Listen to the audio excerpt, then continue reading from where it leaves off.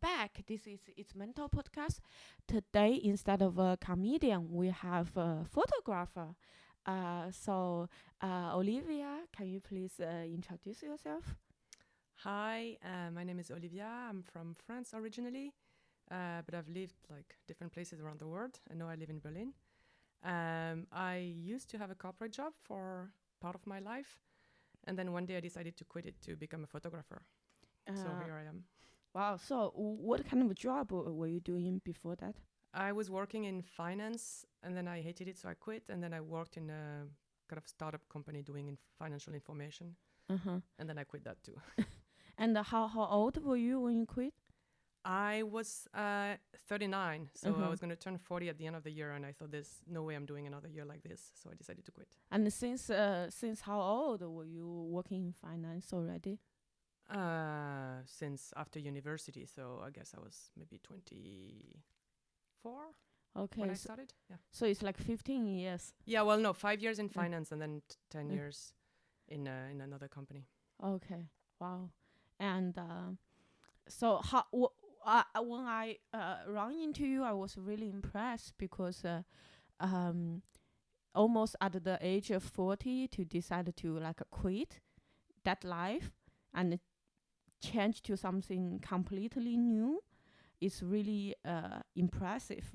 And I ask you about you why at that time what has happened, what triggered you to make you believe, oh, this is something possible. I guess it was a long process that was kind of maturing in me. Like when I started working, I really enjoyed studying finance and mathematics. And then as soon as I started working in a banking environment, I hated it and I felt so out of place. So then I ended up quitting that and then started with this other company that was a bit more towards journalism. And I liked it for a while, but I still had this feeling that I was out of place. And I kept thinking, oh, maybe when I'm mature, like, I'll get better. It's just because I'm young and blah, blah, blah. But then it was the opposite. The more the years would go by, the more I felt like there was a big gap between me, like the real me, Mm. and the environment in which I was. And I felt disconnected from the people I was working with and, yeah, out of place. And then already like the year before I quit, it was already sort of like, and then it might be a bit cliche, but I have to say I went to Burning Man. And I think everything that was boiling in me, suddenly I got to Burning Man and it opened my eyes to the fact that there's other ways of living and it doesn't have to be that way. And it really, I think, helped me like question everything. This and a few other things that happened. And then the year after, I thought, okay, this is it. Like next year I'm turning 40. There's no way I can be at that same place. And on paper, everything was perfect. I had a great job. I was making a decent amount of money. Like I could live in a nice apartment. I could travel. And then deep down inside, I was really sad and unhappy.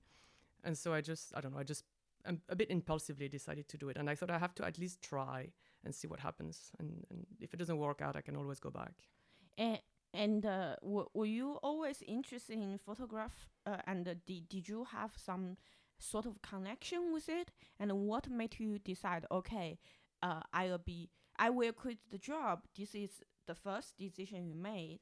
But then after that, you also made a decision you will be a photographer. And where that decision come from? So no, actually, it was the other way around. So I Mm. I, I quit the job to be a photographer. So it's Mhm. not like first I quit the job and then I decided I will be a photographer. Mm. I was always fascinated with photography and I was always fascinated by photographers. I never thought I had any artistic talent, so I never thought I could be a photographer. But my whole life, I was like interested in photography and looking at books. And I even lived with a photographer for a couple of years when I was living in Asia. So it was in my life every day. I just kept thinking, it's not me. This can't be me. And then when I separated from this person and I moved back to Europe, I don't know. It took a few years, and then suddenly I was like, but maybe it could be me actually. Maybe I should try because again, I had this thing in me that needed to come out, Mhm. and I needed to find a way to express it. And I guess photography came naturally because that was my passion. And so, as I said, impulsively on a Monday morning, I decided to quit my job and try to be a photographer Mhm. without really thinking of a plan. And before you quit it, did you ever did any project or learn the photograph on your own? No, I mean, I was taking photos when I was traveling. Mm-hmm. I've always had a camera. And my first inspiration, like my first exposure to photography came from my dad when we were very little, before my parents got divorced, was a photographer, like not professionally, but he was fascinated by photography, and he even had like a lab in one of Mm-hmm. the rooms in the house to like develop the photos and everything. So I got exposed to photography very very early on, but I never thought about being one. And I was taking photos, but never really worked on a project or anything. I was Mm-hmm. just taking photos. And after that Monday morning, you quit your job. What did you do till now to become a photographer? So, well, first I got lucky because my company asked me to stay part time, like as a consultant, for 1 year to help them with the transition.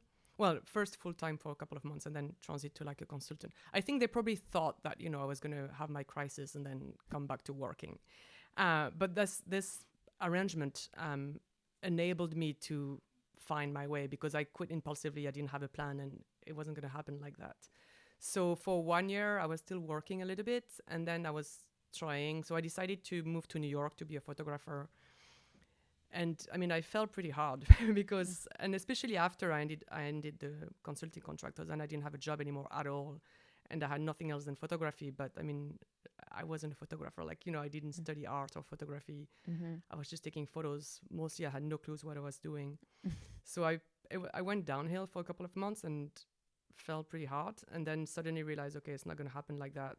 I don't even have a visa to be in the US, so I should go back to school, so it would give me a student visa, and then I can study photography, have a more solid base, and then we'll see after that. So then I applied to a school, which happened to be the museum that I would go to every time I was coming to New York with all my favorite photographers, and I didn't know, but they had a school. So I applied to it and miraculously got accepted. I almost begged them to take me and save me. And yeah, and then from there, my whole life changed basically. Mm-hmm. Cool. And you said when you quit your job, you didn't have a plan. I want to ask you that how do you manage yourself like emotionally to really believe what you are doing? Like if you have no plan, you don't know where to go, and you know that old life already died, but you don't know how to figure out the new life. How did you feel in between during the process? Yeah, it's interesting that you're asking me this because like when I talk about my experience, pretty much everyone says, "Wow, that's so courageous," and I'm like, "No, that was just crazy," because I didn't really thought, and I think it's just my nature. I do things impulsively. Like I moved to Asia, to Hong Kong when I was like fresh out of university, impulsively. Like I started a job in Paris, but then they offered me to go to Hong Kong, and I was like, "Oh yeah, sure." And at the time, I was living with somebody who wanted to get married, and I thought that cannot possibly be my life. I'm too young, and I just spontaneously left to Asia. So it's part of my nature. I think I do things, and then I think afterwards. I jump first, and then I think how I'm gonna land. Um, so emotionally, I don't know. I don't really. Somehow, this is not the hardest for me emotionally. I do it. I have to do it to then figure it out. Um, the hardest came in that process. The hardest came because I had pretty much cut all my foundations. Like I didn't have a job anymore. I had just moved to a new city. I didn't. I ended my relationship, so I had nothing to hold on to. Mm-hmm. No structure in my life. Nothing. Like the first couple of months in New York, um, before starting the school. So then I realized, yeah. I mean, I went downhill, and I realized that there was a lot in me that I needed to sort out. Like I had a lot of problems that I needed to sort. But I don't regret it because I feel like if I had gone straight from having a corporate job to being in photography school like a photographer and I didn't Mm-hmm. struggle in between, I don't know. Most of my inspiration came from those struggle and those down times. Like if I went straight from like easy corporate life to school, I probably would have had no inspiration. Of my project would have been really boring. So I think emotionally, what I've learned is to embrace and accept whatever I go through because I know that something is going to come out of it. I mean, Mm-hmm. at the time, I didn't know. At the time, I just struggled, didn't have a choice, and then went to school and got rescued and realized afterwards, oh, that was what it was about. And I needed this struggle to get there. And so, and my first project came from that. And from my first project, I realized all the hard times and dark times and difficult experiences, they're meant to get me somewhere, and I never learned to use this. So that helps me now handling emotionally, like the unknown. Like even now I'm finishing a project, I don't know what's going to be next, and yeah, I do have down, like emotional, like down sometimes, but I'm like, okay, it's, you know, I need to sit in there, and then something is going to come out of it. I feel it's pretty similar to the mindsets of comedians. I heard from many comedians, myself included, like once we start to do comedy, we realize, okay, even a really, really bad thing happened to us, we know that, oh, later we can turn it into jokes. So why experience it? It's less painful. So I think like art does have this magic. Like you have the ability to narrate and to define the experience you had. It's not the how to say the common people they might define it. It's a tragedy. It's a bad thing. It's a negative experience. But with the touch of art, it can be anything out from the raw material. Yeah, there's a saying that says, art is the wound turned into light. And I think that's very true. Yeah. So I we had a talk before. We I asked you like how did you realize this corporate life is not you? Because now, like knowing you as an artist, you are just a typical Berlin artist, really like easygoing. Your mind is everywhere, and really living in a like a modest life, and really free. But uh, but also knowing you previously working in finance industry in Hong Kong, and these two life just very hard for me to put together, because I come from business background. Those classmates who end up being working in finance sectors, they are so different. They have such a different lifestyle, and it's all about money, money, fast, fast. And how did you feel in that universe, that lifestyle? Like for almost 15 years working in two different companies, um, wha- how did you realize it's not for you?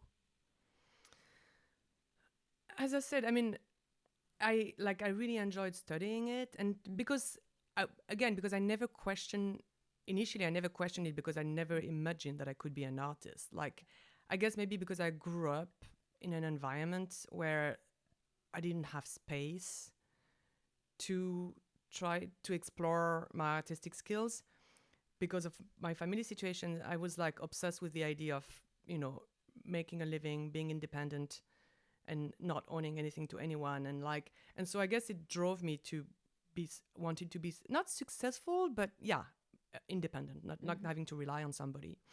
um, and I just happened to be good at school, so it was a bit of an easy path into studying mathematics and then economics and finance. But then as soon as I arrived in banking, I just felt completely out of place. And I now I understand why, because as you were saying, like the life I have today is the true authentic me. Like that's who I was supposed to be. It's just that for 15 years that got completely like shadowed by what I thought I had to be, who I thought I had to be or I should be. Um, that's why it took so long. But even when I was working, it was interesting because some of my friends who were not friends from work, like more like my, well, like, you're so different from a banker. Like, you're so interesting because you don't look like all the other people that work in banking and stuff like that. So I already had this kind of disconnection, but I just went with it until again the disconnection grew bigger and bigger, and I just realized this is not my life. Were you good at what you were doing? Yeah, that was the thing.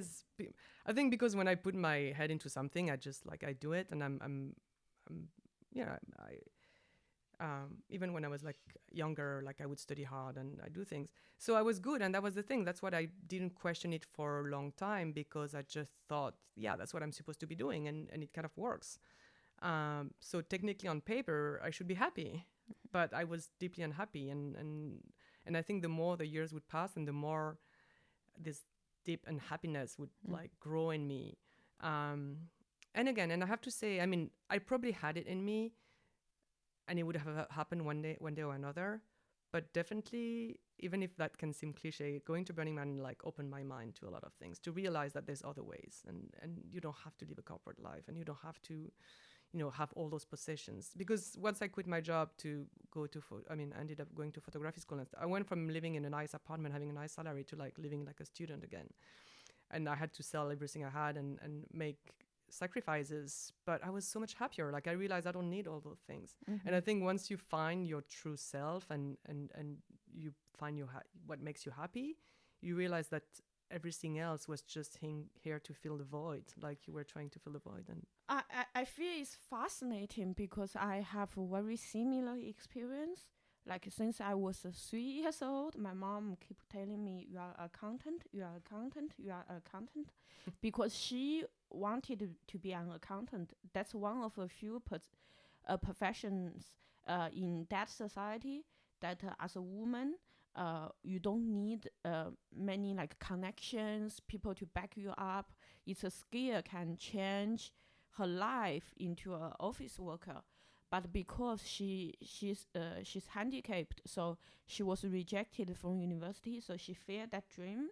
So since I was very young, she kept telling me I'm an accountant. So I never had the chance to have a dream. It was already defined. Then I went to business school, but and I feel so bad the whole time. Like my like I feel your story fascinating for me is that I didn't know didn't belong to there, but thinking back, I realized I was really suffering because I was really really bad at it. Like I just didn't have a passion, but I didn't know I didn't have a passion. Uh, I thought that's just me, and I was really bad at almost everything. And I can get into good schools, but I'm almost always the worst student, although I was trying really hard. So um, then I started to do comedy. I realized, oh, actually, I'm not stupid because over so many years of education and job, I kind of accepted that I'm just not smart, that I cannot. I always fear that I'm an imposter, and I just fear, oh, I'm so stupid. I need to pretend I understand things, but almost for like my education and job in total, it's almost 10 years. After 10 years, I just accept, okay, that's me. I'm not smart.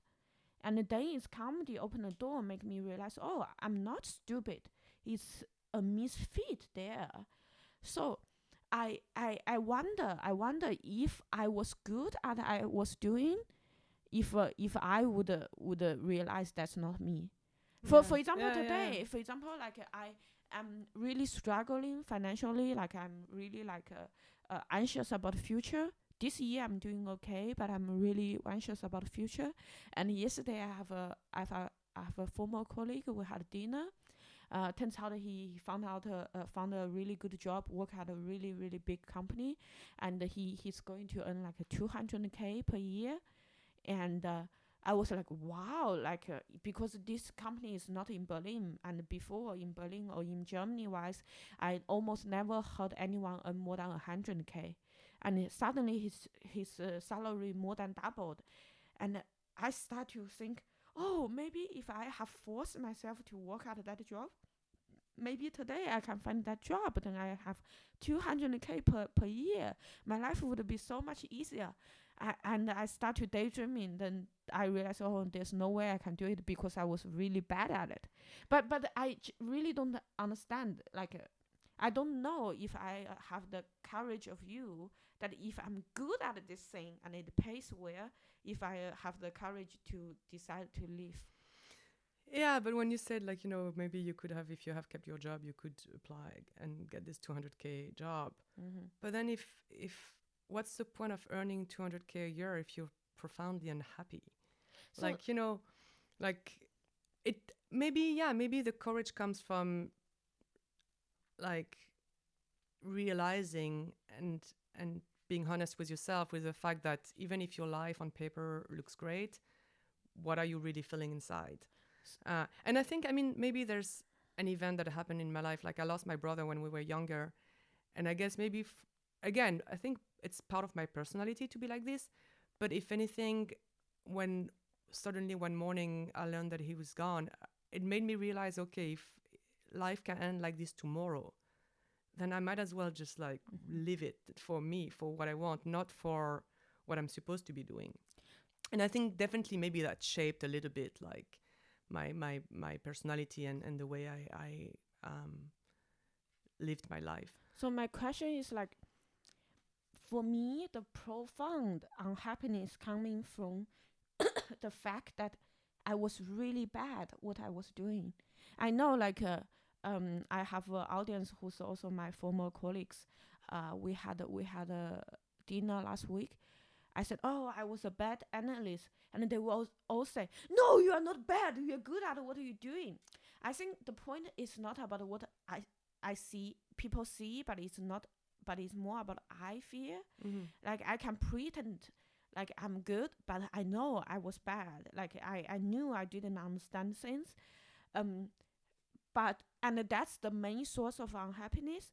So for me, my question is like I don't understand how can you be good at something, like you are good and you earn a lot of money, and how can you be unhappy? So let's rephrase the question. So when you are sitting there doing that like a finance or banking job, do you get pleasure, like have a busy day doing something you are good at? Did you get into flow state at the end of the day? Do you feel achieved? Do you feel happy about what you work? Yeah, I mean, there was always a bit of time where when I had a new challenge, like something to achieve, it would motivate me and I would enjoy it. But then as soon as that was done, I would fall back into like just, I think it's when I say unhappiness, I mean, the unhappiness was coming from more than just my work environment and situation. I think it was coming mostly from things that I had to resolve, like, you know. But I think what the work situation brought was like, I just wasn't at my place. Like, it wasn't me. And I felt a disconnection, like there was something growing in me that felt completely disconnected. And I remember thinking, because I was good at my job, I had promotion and like, you know, my company. And I remember thinking I could, and I was caring about my work less and less. Like I would spend half of my days like listening to music or doing other things or like, you know, and I was thinking this is not honest. Like they're investing into me and I'm more and more disconnected and caring less and less about the job.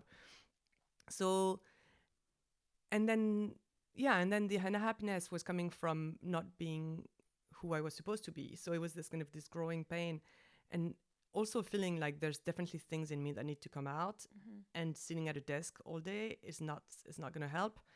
And I kind of felt like I was wasting my life and my time. Like I was like, I cannot possibly be sitting at a desk every day from 9 to 5, 6. Well, I don't even need that time to accomplish what I have to accomplish. And then I'm wasting all my years are going by and nothing is happening. And what Burning Man? How come you made this kind of epiphany at Burning Man? Like what? I think because it's you can have like feelings, like you feel I'm out of place. You feel this is not the life I should be living. But until you have something in front of you that shows you that, yes, you know, maybe I was thinking maybe I'm just crazy. Maybe I'm just delusional. Like, you know, maybe I should just stop like overthinking and just sit at my desk and do my job. I'm lucky enough to have a job that pays well enough. Like, why am I complaining about? But then once you get exposed to people or experiences that show you that actually, no, you're not delusional. Maybe you're not at your place sitting at a desk. Maybe there's other ways. And so that's how it kind of helped me because it opened that door to me, and it opened that door to like started questioning like my situation, my life, society expectations. It started questioning everything. And then with the moment I think you start questioning things, all you can't stop. You go deeper and deeper, and then it led me to one day thinking, no, but I have to try. Maybe it's completely crazy, and maybe I'm making a big mistake. But there's a saying from a book from I think it's Anna Karenina. There's a saying that says, "I'd rather wish I did not than wish I did." And that was kind of it. I'm like, I'll quit. I'll try. If it doesn't work, I'll come back. But at least I would have tried, rather than regret all my life not trying. And you earlier you previously like briefly mentioned that the reason you went into like study finance and mathematics is because you come from an environment that at a very young age you already know you want to be financially independent, you don't want to struggle. And do you mind to elaborate a little bit on your upbringing, how it formed you that belief? Yeah, sure.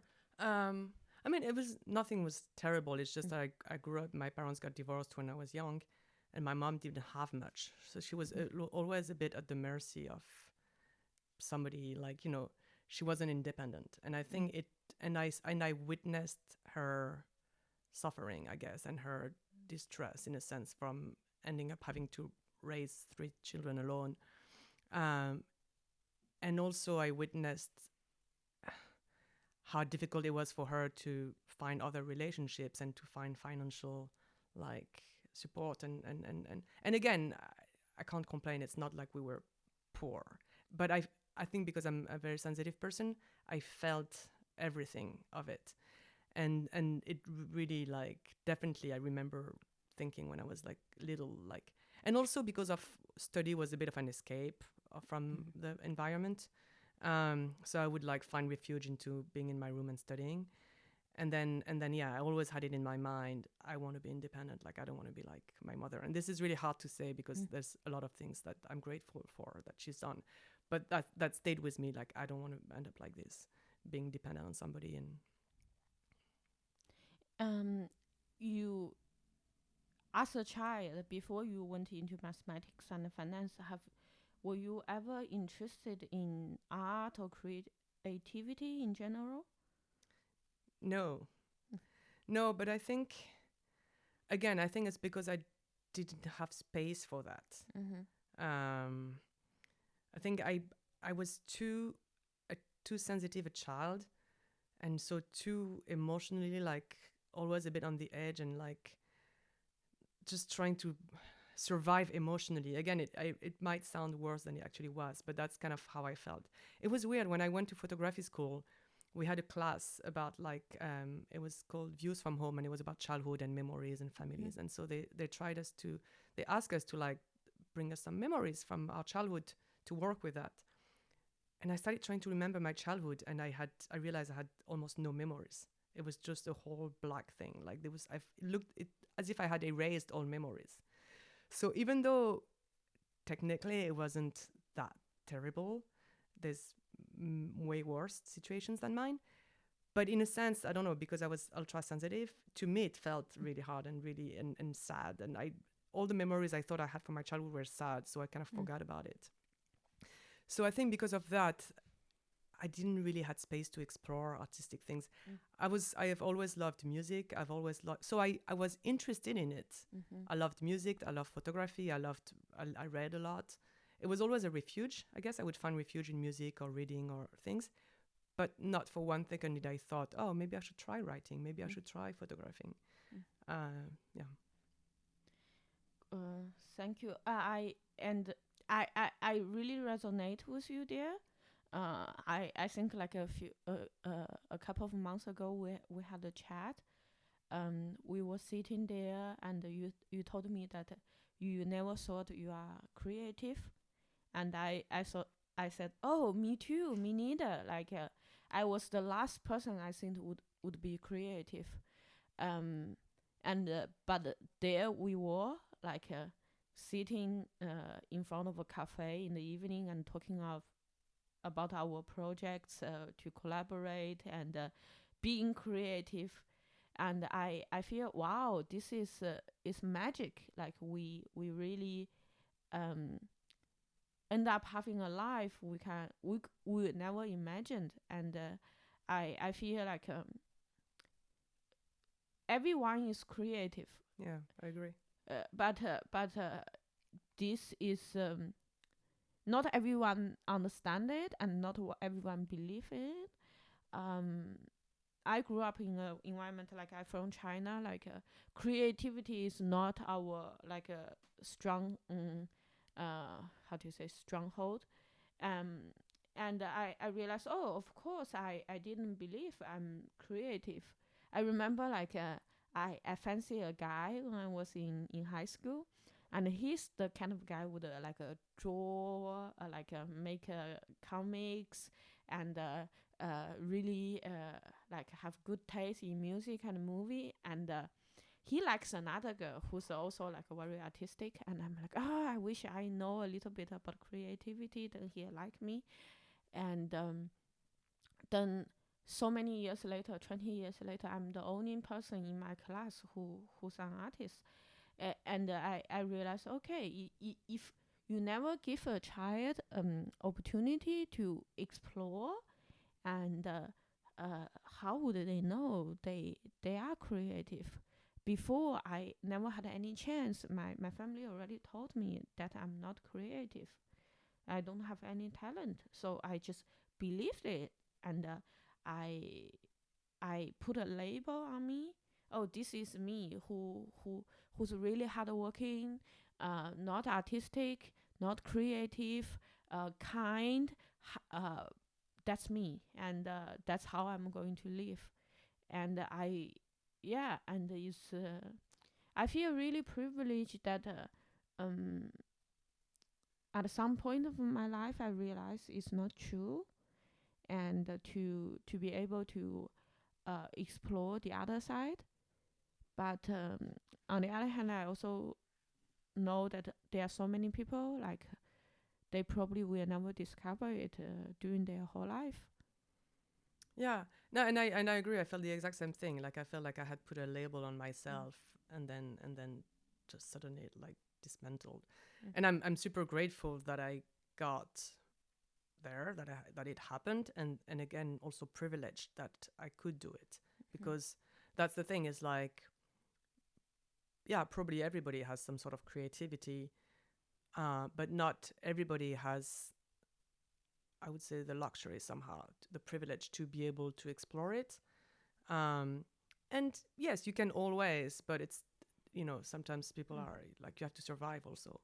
Um, and also maybe some people just don't want to explore it because it can be painful. Like, I mean, I went through really dark and difficult times before finding my voice and finding sort of relief in what I'm doing now. And I mean, there's a reason why all of my projects are about mental health. And the first project, I mean, most of my work is about yeah, it's always something dark. It's I never make a project about something happy and beautiful. What's your the project you are working on, the one you are So about to finish? just the one I'm about to finish in Berlin, it's about mental health, but it's about collective healing. It's like how people use their experience with mental health and their struggle and what they've learned along the way of healing to come up with initiatives and help others. And it's about how somehow, if the root causes of depression and anxiety are in society and the way we live now, the solution have to come from society as well, and from our lives and from ourselves. And so, yeah, it's about how we can help each other heal. But before that, I was working on a project about suicide in the US. Yeah, we start to collaborate since last year. I talked with you about this podcast, and at first you were like, "I'm not depressed. I don't have mental health issues. I don't want to be on the podcast." And what has changed you, make you be more open-minded for it? I think, no, it's not. Well, I didn't want to be on it because I'm super shy, and I thought it was going to be like super hard for me to talk. And in the end, it's much easier than I thought. When I said I'm not depressed, it's because I think I've never suffered from like chronic like depression. I think I have ups and downs, and I sometimes crash pretty bad. But I find myself, I'm lucky enough to always somehow find a way back up, and but I've had difficult times in New York, and there's a reason why I did work about suicide. I would never have, I don't think I would ever have attempted suicide, but I thought about it, and it really made me think. I've known people who have attempted suicide, and it really made me wonder: how do you go from being in such a dark place that you think about it and you want to end the suffering by ending your life, but you just think about it, you're not going to do it, and actually doing it. And that's why I started doing this work, because I thought I was lucky enough to somehow find a way back, and be okay. But some people are not, and I wanted to to help those people and show them that there is a way, and you can always. And that's why I started doing this project, where I was sharing stories of people who had attempted suicide but were now living a life and being fine, and to show that it's possible. I think the hardest when you're in a dark place is you don't know that it can end. You don't know that it can get better. Mm-hmm. You're in this very narrow little cycle of like thought where you think there's no way out. And so anything that sort of gives you hope and shows you that there is a way out. So yeah, I don't think I've said, like, it's not that I don't have mental health issues or depression. I think I do, but I'm lucky enough that I also have this, I don't know, this personality or this ability to find a way out by myself. Yeah, I definitely think you do, because otherwise, why you always work with mental No, health exactly. No, projects? exactly. That's why it's not that I don't. I do, but again, I feel like I'm lucky that it's always been manageable. Yeah. So I misunderstood you, but last year when we talk, I feel it's funny because I'm like, dude, of course you have issues. Like all the people you interview, all the people you collaborate with are all mental. Like yeah, no, definitely, and that's how I can also relate and understand. And I think that was one of the interesting in this project, the one I'm doing in Berlin now, is like I ended up going to like self-help groups, like support group for depression, for instance. And again, I do realize technically I don't need to be here, because again, it's not that I'm suffering from like chronic. I've never had situations where I can't get out of bed or can't shower or can't, for days and days. Somehow I always find it just, I'm never there. But then every time I would listen to the conversations, and there's always something that I can relate to. And I think that's the thing with mental health is technically we probably all have mental health issues, because we all have, exactly. And there's always something that you can relate to, and that's kind of the connections I'm trying to create with this project, and for people to understand that we all struggle, we all suffer at some point in our lives. Just some people go deeper than others. So yeah, I know, but yeah, I remember saying I don't have depression, but because again, I think it would be, I can't say like it's not that I'm depressed, like to the point of not being able to function.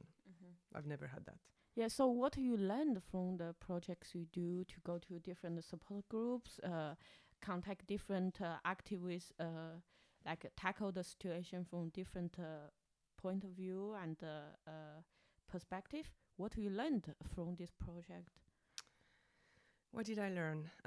A lot of things. Well, actually, it's interesting. I was writing the other day in my journal. Looking back, sometimes I realized actually how much I needed it, and how much I needed those connections and the time we spent together with each person and those conversations. And especially after the pandemic, where we've been so isolated, and I felt like I had lost, also moving from New York to Berlin, and I have friends in Berlin, that's not a problem, but we've lost a sense of belonging, I think. And I think it's really important. And suddenly it was like I became part of each person's life for a little bit, and then shared experiences with each person that I would never have had otherwise. Like I ended up going to things that I would probably never have gone to otherwise. And it's sort of like opened my, like, yeah, I realized I needed those connections, and I needed this sense of belonging, and I needed those conversations. And maybe actually I wasn't doing as good as I thought. Sometimes you think, oh, I'm okay, but you're actually just numbing it a little bit. And then you open something, and like I started going to the support groups, and initially I went to the support group to take photos of the space for the project. And then there's been times, I remember in February, where I went there because I actually needed it. Like I was like, I actually need to be sitting there and having those conversations and having a place to go to. So that's one thing I learned. And the other thing, as I was saying earlier, is like, no matter what you go through in life, and again, there's different levels, but you can always relate. Like we all go through similar experiences. nothing compares to the atrocities of wars. But then there's smaller experiences where you actually understand each other. And it's one of the person in the project that says, trauma connects us, and another one says wounds talk to each other. And I think that's like my two very big important learning from this project. It is true. It's like once you've been through something difficult, once you know what struggle feels like we understand each other. And it's super important, because I remember when I was at support group, some people were saying, when they try to talk with their friends and explain, people don't want to hear that, or they don't know how to react. And then I think to know that, like, once you've been through something, we can understand each other. It's really important, because it creates like a community. Yeah, I want to bridge a little bit from your past to current a little bit. We talk about like you at a very young age, because of your upbringing, you always want to be independent, like financially secure. Then for 15 years, you went through another life, and then you become a struggling artist. How is your relationship with money now? Like, do you feel secure financial wise? If not, how are you dealing with it? I've been through a lot of anxiety, but I think I actually, because I do have a little bit of savings, so I'm not like completely struggling. I have like a little safety net, which I'm trying not to use because I also don't have a retirement. So safety net is going to come useful at some point.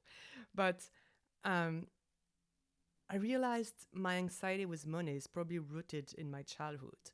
So I've always been anxious about not having enough because of my situation, my mother's situation. So when I started, I got super anxious about it. And I was literally restricting myself completely, like almost not stop living, like because I didn't want to spend too much money because I was too anxious about not having enough. And then little by little, I've learned that, okay, if you don't invest anything, like if you restrict yourself so much to the point that you don't do anything, then nothing is going to happen. And I have to start living again, and like, not like, but I'm not a big spender anyway, so, but I have to start living again to be happy and to be, fine with myself, so then I can do the work. And like, and I've learned only recently to trust that one thing lead to another. Like all you have to do is do something. Of course, if I'm sitting there all day at home waiting for money to fall on me, it's not going to happen. But if I start working on a project and I meet some people and I open the doors and I start having an exhibition, and you have to trust the process. And it's stressful. And I don't know, maybe I'm delusional and maybe it's not going to lead anywhere, but I do believe it does actually. It just takes trust and but I still am anxious. Like now I have this grant finishing in July, and then starting next year I'm gonna have to find something else, and I don't know what it's gonna be, but I trust something. When you don't know what the future will unfold, with the stress of money, does it ever come into your mind like, oh, I can find a job in finance? No, I would never go back to a full-time job in finance. What comes to my mind is I can always do a small job. If I really need money, I'll do something small. But weirdly enough, I would almost rather work in a coffee shop for a few hours a week than go back and sit at a desk in finance, even though financially it doesn't make sense. But I feel like I don't want to be doing a job that takes all of my brain energy. Like, I don't mind doing a job that I don't have to invest my brain into it. I just have to do it. Because if I start doing a job that takes my brain energy, then I don't have energy left for creativity. Like, it's just a question of like, so, and I mean, I've done it before. Like after I quit my job when I was at school in New York. And it's not that I desperately needed money. I had some savings again. But I don't know, like mentally, I felt really weird just spending all my money and not earning like anything, like zero. And I started doing small jobs. Like I was cleaning my friend's Airbnb apartments. Like, no, well, yeah, I went from like being... From banker to Airbnb But you know cleaner. what? It didn't necessarily felt that bad. I was like, okay, whatever, I clean my apartment, I can clean somebody else's. It was Airbnb, so it's not like deep cleaning. It was like changing the bed sheet and like cleaning a little bit the kitchen and stuff. And at first I had a bit of a, okay, like I started judging myself. And then I thought, no, don't judge yourself. You're doing this just because you need a bit of money or just to make you feel that you're not spending and not earning anything. But at least this doesn't distract you from focusing on photography and school. Like, it's like taking me 2-3 hours, whatever. And it's not something, if I had to sit at a desk and be focused on something, then in my brain attention is going away. So I've learned to not judge myself and just check it. And if I had to do it again, I would maybe not clean Airbnb apartments, but I would rather do a job that doesn't require my brain. As weird as this might seem after studying all this like mathematics and finance and stuff, but I don't want my brain to be like taken away from creativity. So going back to school, like at the age of 40, like how does it feel like? I mean, the thing is I've never behaved like someone my age. Well, yeah, when I was a teenager or like whatever. But then I feel like I grew up until like, I don't know, 27, 28, and then I went back. Like, I don't think so. It wasn't that hard because I've never behaved like somebody who's 40. Like, the life I was living was the life of like, and people usually think I'm like 10 years younger than I am. So, yeah, of course, actually, the one thing that happened is, of course, I was like, there were a few people my age also. Like, there were like a bunch of like 20 something who were just starting their lives and wanted to be photographers. There were a bunch of like mid 30s who were changing life also like me. And then there were a bunch of older people who had had a life and just wanted to. There were people also older than me, but there was a minority. So age wise, I was like, it doesn't really matter. And I think there's two things that I took away from that is one, when I was in the corporate environment, I was surrounded by people my age, like and I was feeling so out of place and so disconnected, and I didn't have. And then I went to photography school and I was surrounded by people much younger than me, and I felt completely in my place. Age didn't matter at all because I was where I was supposed to be. And then the other thing that happened is I started thinking, oh shit, I just wasted 20 years of my life. I should have done that 20 years ago. But then I realized, well, if I had done this 20 years ago, one, I would have struggled.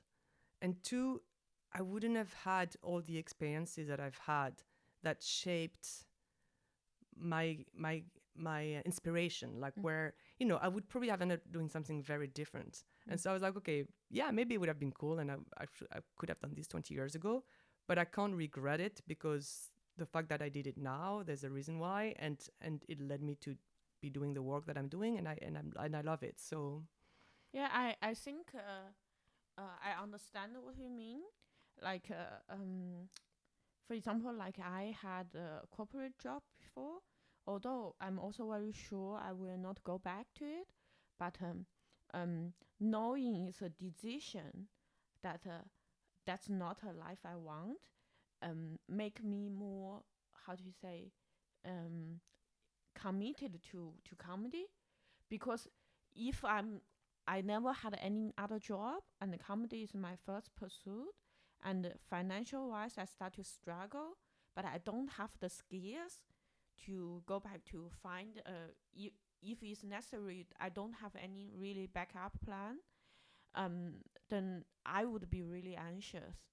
And now, just like you, if I'm financially stressed, I would prefer to work at something else other than corporate.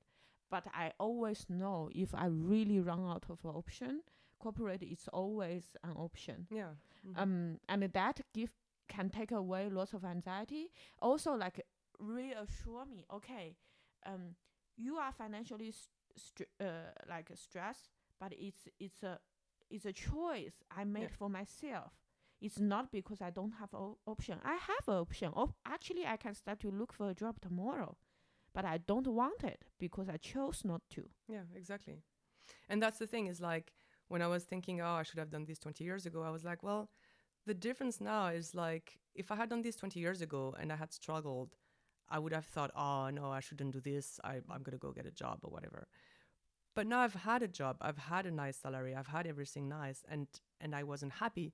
So now when I'm struggling, I'm like, well, yes, but remember when, you know, so I don't have this kind of envy of thinking, oh no, I want that life with Yeah. the people, like the people that have money, Mm. because I know that that didn't make me happy. And I know that I'm way happier today, even if I'm sometimes struggling financially. Mm-hmm. I like, there's no Mm. comparison. So I don't know about you, but I think there's also a little bit like self-esteem and confidence relate to that.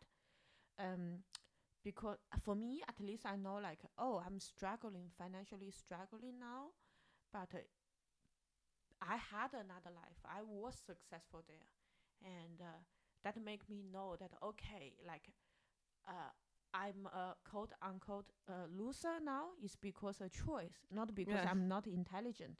but you're not a loser. Like sometimes when the negative voice comes, it can feel this way, Yeah, no, it does. and then I know okay, I'm a loser because I chose to be a loser. It's not because I cannot be successful. Mm-hmm. In fact, if I want, I can, and I think that adds lots of confidence in myself because okay, you achieved something. You are able to deal with really complex challenges, but you choose this way. But on the other hand, I can see from some of my comedy colleagues, like they never had a different life. They never had like education. They were always like working this like low-paying jobs. Then they found on comedy. Although from my point of view, they might be much more talented than me on many levels, but you can see they lack of self-confidence Yeah. because the doing comedy means constant like money struggle, um but they don't have any other option, so they the and when you are chronically unable to make a living to get yourself out of poverty, it start to attack your Yeah. self-esteem a lot.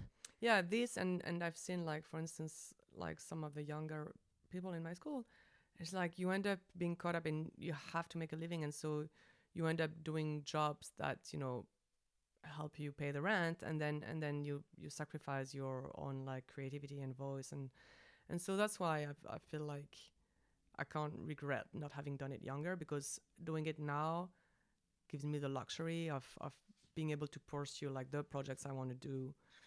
And as you said, it's also a question of confidence. I have confidence in myself. Mm-hmm. I'm not like 20 years old, just still figuring myself out. And it definitely makes a big difference. Yeah, Yeah. I think actually I like the fact what you mentioned about confidence. I think it's really important. I Mm-hmm. didn't thought about it that way, but I think that having the confidence that you've already lived a life and you Mm. can do it, Yeah. when you then decide to be an artist, helps a lot, because uh, you you kind of you can make your choices and Mm-hmm.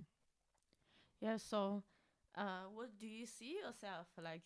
What's the future? You like? Do you? I actually had a small talk with a comedy colleague. Made me really depressed. Um. They asked me. So I'm going to Edinburgh. Fringe is the biggest art festival in the world. It's a very big step uh of my career. I'm really looking forward to it. And then this comedy colleague came to me. They asked, "What's your goal of this? What's your KPI?" And on one hand, like I feel it's ridiculous. Like as an artist, like you just see what it unfolds, and you can never really predict because lots of opportunities are really really random. But on the other hand, because this colleague is way more successful than I am, I got panic and I start to say, oh, maybe I should like define my KPI or whatever. So that gave me quite some stress. I want to know your approach. Do you plan your future? Do you know where your goal is? Do you have KPIs? I know you work in finance, like so. How you look about the future? I mean, no, I don't plan my future, and I don't think as an artist you should, like, rationally plan your future, because you have to leave room for the unknown and the unexpected. But I think, as I was saying earlier, like, opportunities are not going to come to you like that. Like, Mhm. like you're invited to this festival, you still, even though you shouldn't like rationalize it as, you know, what I'm going to get out of it, like, you know, a spreadsheet, like an Excel spreadsheet, but you should still be thinking, okay, what are the opportunities from this festival? Like, what doors can it open? And when you're there, do try to connect with people, like, you know, get the most out of it. Yeah. And for myself, I've learned that, and that was it. Like, you know, when I finished photography school, I was in this school in New York that's pretty renowned, and at first I had a project, and then I submitted it to a competition, and I won, and I thought, oh, you know, and I got this confidence, and then I was expecting to like just everything was going to be easy, Mm-hmm. and then nothing.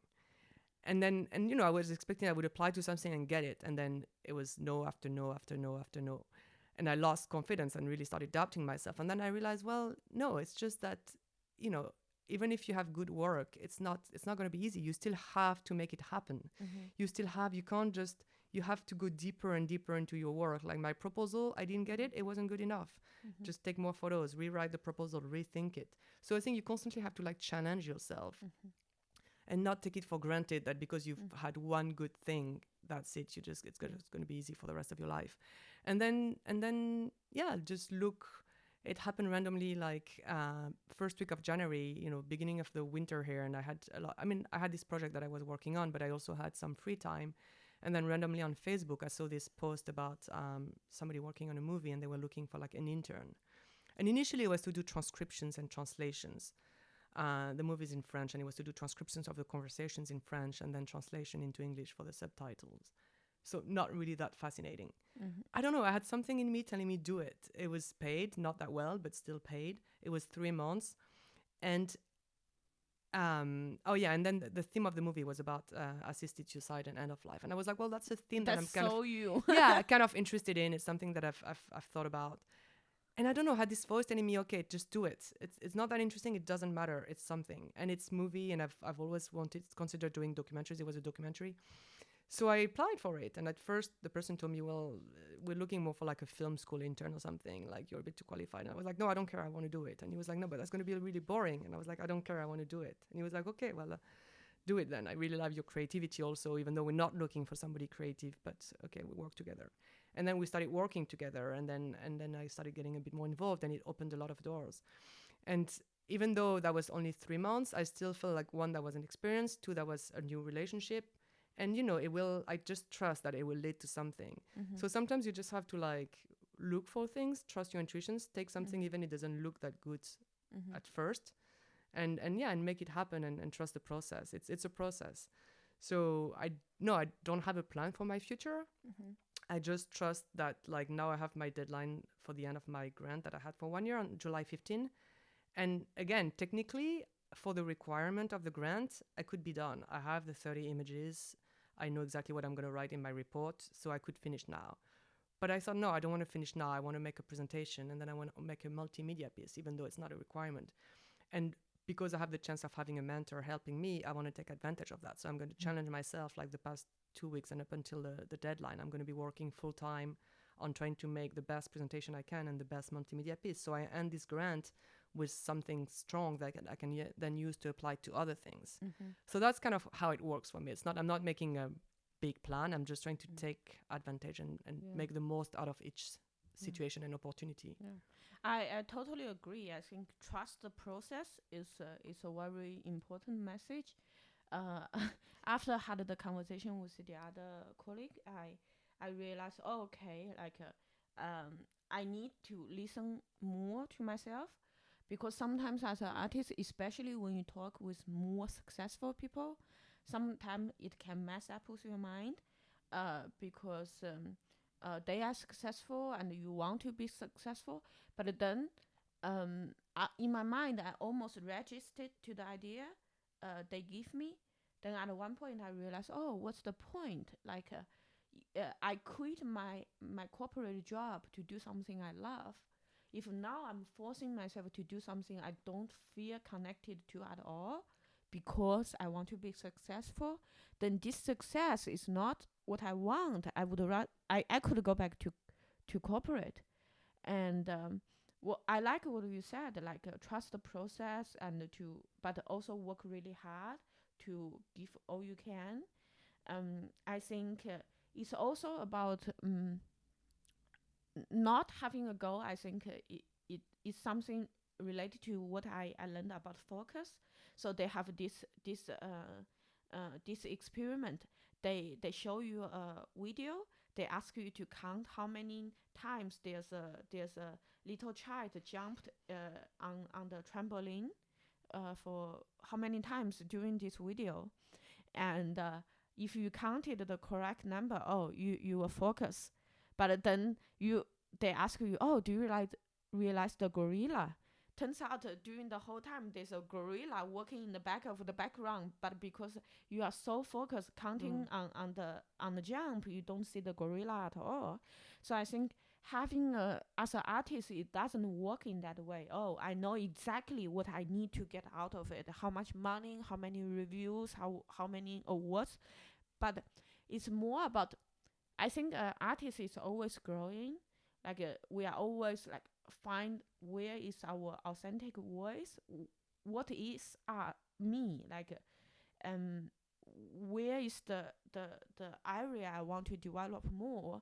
And in order to find that, you need to go with the flow, like work as hard as you can, but trust the process. And not let the goal lead you, because if my goal is to earn so much money or have that many reviews, I might be always in a hurry and not talk with this one artist who's not famous at all. But that conversation might lead to a collaboration and lead to a whole total career. You never know. Yeah. So I think it's not have a very like a how do you say, clear end goal, but just use the as most as possible all the information, all the opportunity around you, and go with the one really like connect with you, like speak loud to you and attract you, and go deeper and deeper into that route, and eventually we can find our voice and our style, who we are as an artist.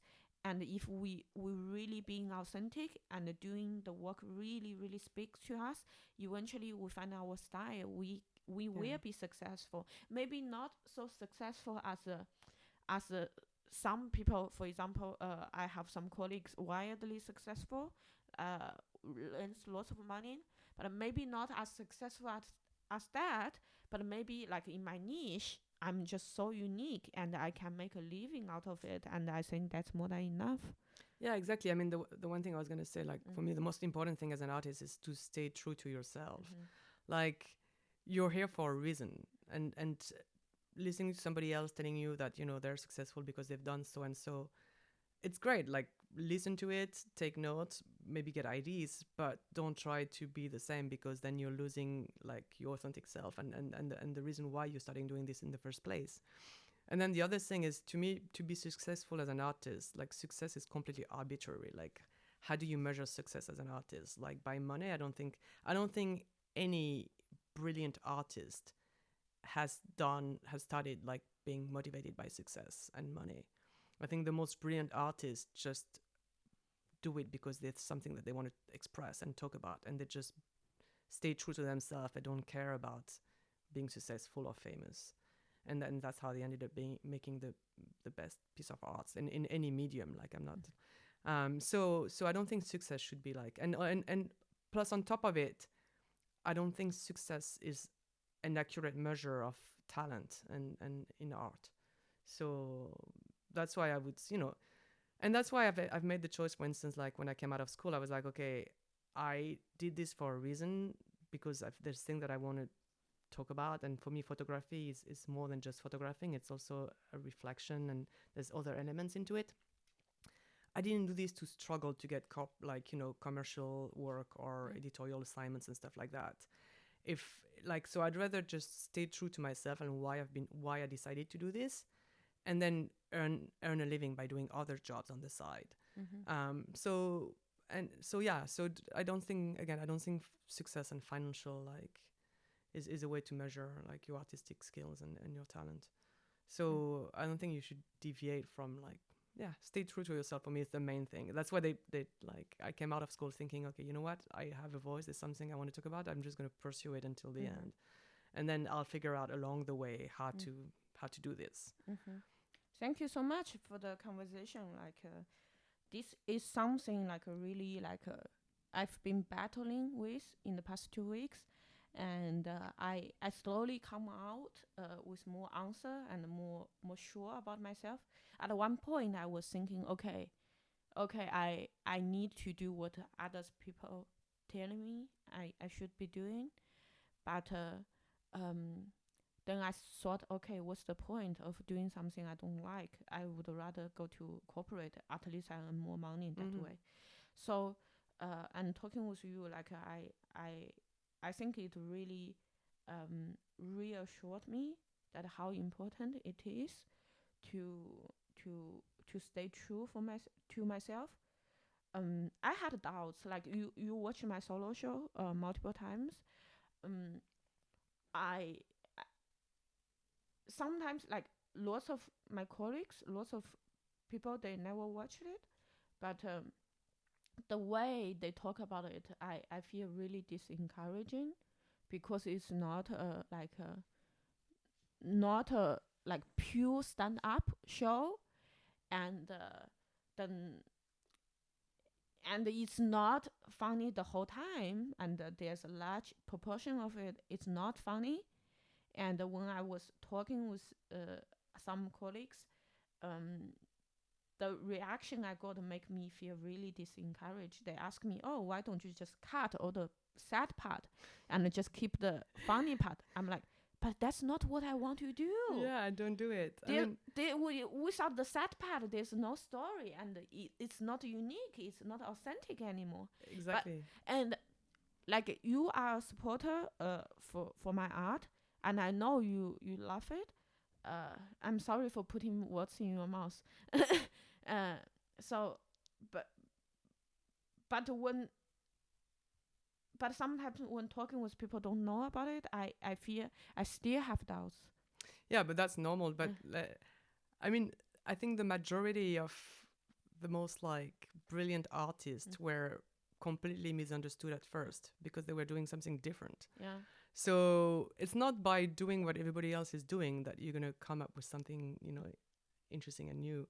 Like what I really loved when I first and every time I attended your show is that kind of emotional roller coaster. It's the fact that it's not just jokes, that it's jokes and then it's something very deep and it's something that pretty much everybody can relate to, and it's something that made me think a lot, and actually I left the show first having laughed but also almost cried, and then reflecting on things, and I think that's the strength of your show. So don't doubt it. But then doubt is I was telling you when I first arrived at your place that I'm towards the end of my project and I've been working on it for almost a year, and I was so confident about my vision and what I wanted to do, and now that I'm putting it together, suddenly I'm like, oh, maybe it's not that interesting, maybe and I'm starting doubting everything. So I think doubt is a natural part of the process as an artist, and it's actually good because doubting makes you question, and then as long as you don't let the doubt take over and gives you so much anxiety that you don't achieve anything, and let the doubt freeze you. But if you take doubt as an opportunity to maybe go deeper in your reflection, or then it's good. It's not necessarily a bad thing, but I think it's normal. I don't know any artist that, I mean, if you're an artist that's confident enough and don't have any doubt about what you're doing, it means what you're doing is not that deep or something. I think it's a natural part of being an artist to have doubts. When you have doubts, what do you do? On the last occasion, I started reshuffling and changing, and sometimes I have to change things because I doubt it, to then look at it again and realize, no, actually the first thing was perfect. Sometimes you just have to operate something based on your doubt to then realize that actually, no, it was fine. But at least you've tried something else. So, and again, I think it comes with maybe maturity. That's again, if I was much younger, my doubt would freak me out and freeze me. But now, because I'm older and a bit more mature and a bit more confident with myself, I'm like, okay, I have doubt. This is part of the process. Remember that when you had this idea and when you talked about it to people, and people told you it was interesting. So don't forget that, when you show this to somebody, they actually. So I just have to reassure myself and then think, no, this was my voice. This was what I wanted to talk about, and I'm going to do it. Even though now suddenly I'm thinking maybe it's not that interesting. I have to believe that it was. When I have doubts, I think for me is that I just try to thank all those supports I got. Like I would read all those reviews Yeah. I got from audience, the letters they wrote to me, and I would think some like really objective evidence to prove I would like the doubt is wrong.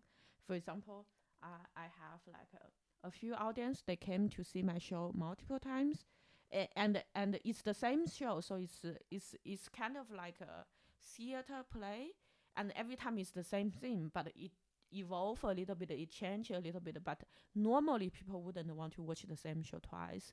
But I have quite a few audience watch it like twice, 3 times. And I think, okay, there's no way if it's bad, there's no way people come back again and again and again. And I think that can like quiet the doubt a little bit. But I think it's funny, like like just a few minutes ago, I was like, oh, I know you are a supporter to my show, but then I'm like, oh, I'm putting the water in your mouth, what if you hate it? Then while you are talking, I'm like, oh, I'm so crazy, how can you hate it? Like, you every time after the show you tell me how much you like it, and like you almost like burst into tears, and you wrote me so many like encouraging stuff, and you volunteer to work help me with some parts of the project. But still, it's still in me. No, but that's funny because no later than this afternoon I had, so as part of my 1-year grant mentorship, I have like a every other week call with my mentor who is like following me and helping me through the project.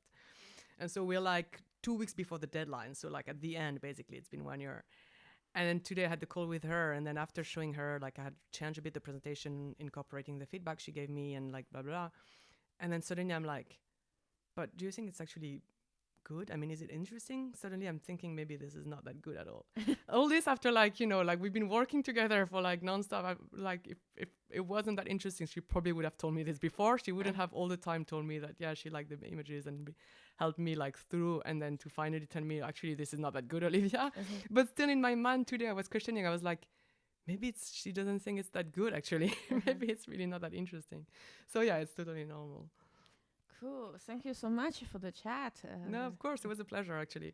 Yeah, I think we know each other like 1 year now. Yeah. We met last summer. Yeah. When I started, because I had just moved here. And initially, the grant I received, it was for my project in the US, but then I couldn't go back because of the pandemic. And so I had to do it in Berlin. And so I was researching things about mental health. And then I found you on a Facebook group. And then we met and started talking about mental health. Yeah, it's so great, and we worked on a few projects together, and I really like chat with you. A few months ago, you reached out to me. It really helped me a lot. Like it motivated me to start journaling again, and I've been journaling since.